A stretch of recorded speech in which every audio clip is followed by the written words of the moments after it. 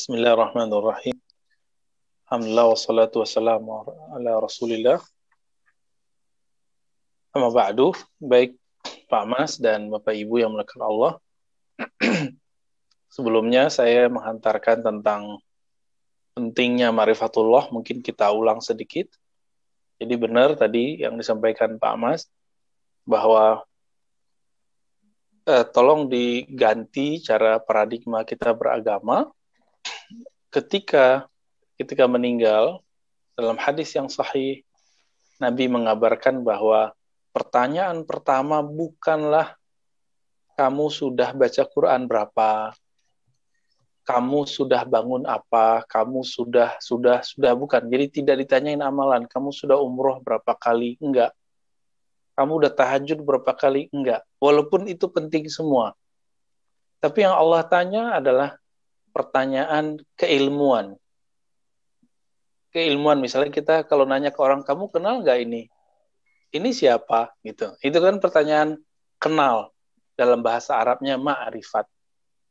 Jadi ma'rifat itu, kata kuncinya dalam bahasa kita adalah mengenal. Kenalkah? Tahukah? Ya, pengetahuan. Jadi seberapa tahu kita kepada Allah, seberapa kenal kita dengan Allah, sejauh itulah nanti manzilah atau kedudukan kita nanti di sisi Allah, kedudukan kita kalau kita wafat. Jadi pertanyaannya oleh Rasulullah yang dikabarkan apa? Man Rabbuk? Siapa Rabbmu? Pertanyaan keduanya, man nabiyuk? Di riwayat lain dikatakan ditunjukkan satu wajah yang kita nggak pernah ketemu wajah itu selama di bumi dengan mata fisik. Tapi seorang mukmin akan jawab, itu Nabi Muhammad. Nah ini nanti jadi dalil bahwa mimpi ketemu Nabi nggak mesti udah ketemu Nabi sebelumnya, ya. Bahkan di alam barzakh juga kita bisa jawab.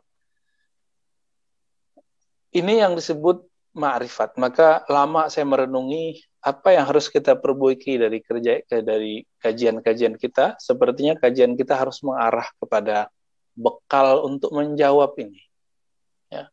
Kalau untuk amalan, saya yakin Bapak Ibu sudah baguslah amalannya, sudah senang beramal, sudah senang dalam sholat, zikir, saya nggak meragukan lagi. Artinya sudah soleh lah insya Allah. Tapi kesolehan itu tidak cukup untuk bekal nanti masuk ke alam barzakh. Nanti ketika orang masuk ke alam barzakh, jika dia tidak punya ilmu ma'rifatullah, kesepian, meskipun nanti ada amal sholatnya datang, tapi kan sholat kita nggak khusyuk Bapak Ibu. Amal Qurannya datang, masalahnya kita apakah mengejar target atau kita betul-betul ingin meresapi makna. Nah ini yang kemudian perlu jadi kontemplasi atau pikiran kita ke depannya mau seperti apa, ya. Maka saya kemudian istikharah minta petunjuk kepada Allah untuk Bapak Ibu, kita buat kajian apa? Karena sudah lama kajian ini kita buat, kita coba transformasi, kita arahkan ke kajian. Sebenarnya ini kajiannya ringan, walaupun belum mudeng, wajar karena pertemuannya lewat Zoom, sehingga saya memberikan ilustrasinya tidak bisa lengkap. Ya. Jadi mohon maaf Bapak Ibu, karena pandemi gini, kita bisa berkoneksi begini sudah syukur ya. Artinya sudah ada panggilan untuk kajian mengenal Allah, itu sudah bagus. Nah, siapa saja yang ingin mengenal Allah, berarti ruhnya betul-betul sedang haus, Pak. Nah, sebelum kita masuk ke materi juga ada pengantar kedua, Bapak Ibu. Ketika kita masuk ke bumi ini, ke dunia ini, di dalam diri kita sudah ada 3 unsur besar. Pertama, hembusan dari Allah yang bernama ruh. Yang kedua, jasad. Jasad yang tercipta dari saripati tanah. Karena dia dari saripati tanah, dia akan kembali kepada tanah.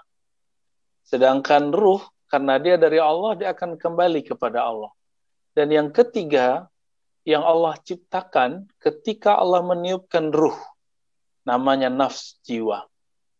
Nah, ruh itu punya kaitan nanti dengan jiwa, dengan badan. Nah, nanti baru nanti ada yang disebut dengan kolbu. Ya. Jadi kolbu itu sebenarnya penghubung dari semuanya. Ya, jadi kalau tadi ada 3, dengan adanya kolbu dia menjadi 4. Ya. Nah, Bapak Ibu, nafs inilah yang akan ditanya Allah ketika berpulang, ketika dihisab, ketika di mizan, ya, ketika kita masuk ke alam mahsyar, kita ditimbang, semuanya itu yang bertanggung jawab nafs. Kalau nafsnya tidak punya backup dari ruh yang mengenal Allah, maka itulah siksaan pada nafs, pada jiwa. Jadi jiwa kita, sukma kita, kalau bahasa kita di negeri ini, itu akan tersiksa jika ruhnya tidak mempunyai backup ma'rifatullah, mempunyai bekal mengenal Allah SWT. Nah, ini yang paling penting Bapak Ibu. Jadi bekal kita tidak hanya amalan secara zahir, tapi juga ada amal ruh.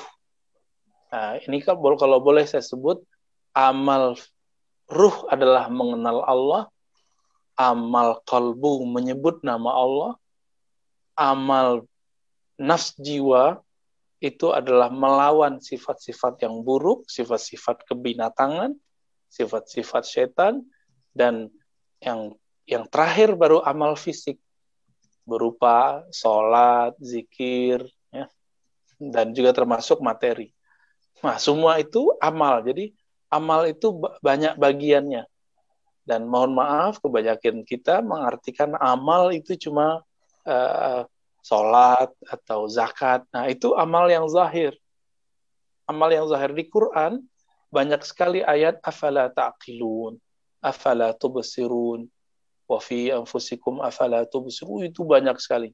Afala yanzurun ila sama, dan itu sangat banyak. Dan itu ayat perintah untuk ma'rifat, perintah untuk mengenal Allah Subhanahu wa taala. Ungkapan ulul albab, ya, itu semua ungkapan untuk orang mengenal Allah, berarti amal hati. Maka suatu kali Nabi Shallallahu Alaihi Wasallam ditanya, wahai Rasulullah, apakah amal yang paling afdal, paling tinggi? Hadis Imam Bukhari, ya. Lalu Nabi menjawab, al-imanu billah. Amal, yaitu amal iman kepada Allah. Iman di situ butuh pengenalan. Maka Imam Bukhari mengatakan bahwa amal qalbu lebih afdal dari amal-amal yang lain. Karena iman adanya di qalbu. Nah, jadi pengantar setiap kajian nanti pengantar ini akan saya ingatkan selalu kenapa kita mesti begini. Nah, dan Bapak Ibu, kalau nanti mulai mengenal nama Allah, mulai mengenal sifat kamaliyah Allah, itu enak, pas pulangnya nanti enak. Ketika nanti kita berpulang ke alam sana, kita udah enak tinggal jawab. Kalau malaikat mungkar nakir nanya, enak sekali jawabnya. Oh Allah itu. Oh itu Allah Tuhanku. Oh itu nabiku. Itu enak. Dan pertanyaan itu Bapak Ibu bukan sekali. Jadi pertanyaan malaikat mungkar nakir itu diulang-ulang. Jika orangnya beriman, maka 40 hari bareng dengan munafik. Ini dicek nih dia munafik tembur beriman. Pertanyaan itu dimulai pertama, kedua, sampai hari ke-7. Jika diragukan ini orang, keimanannya diterusin sampai ke 40 hari. Itu sebabnya dalam tradisi umat Islam ada namanya zikir 7 hari, zikir 40 hari. Itu bukan dari Hindu, ya, dan itu bukan masalah NU Muhammadiyah. Itu masalah tahu dalil atau tidak tahu dalil, ya. Satu kali Imam Tawus, murid sahabat Nabi Ibnu Abbas, mengabarkan bahwa sesungguhnya orang di alam kubur itu ditanya 2 kelompok, yaitu mukmin dan munafik. Nah, berarti kafir udah nggak ditanya, sama waliullah dan para nabi itu nggak ditanya. Tapi mukmin dan kafir dan munafik ditanya. Si mukmin ditanya terus, tapi ingat Bapak Ibu, itu 7 hari, 40 hari, itu bukan waktu kita, tapi waktu di alam barzakh. Dan waktu di alam barzakh itu lamanya bukan main.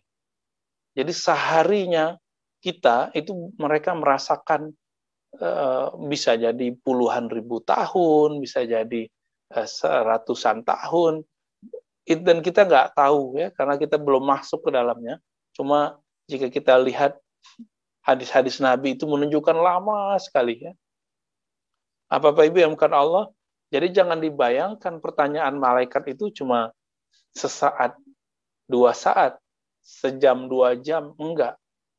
Ini mirip-mirip kayak kita punya paspor, lalu kita berangkat ke suatu tempat, lalu diinterogasi di ruang di ruang imigrasi, dibiarin nanti jam berapa ditanya lagi.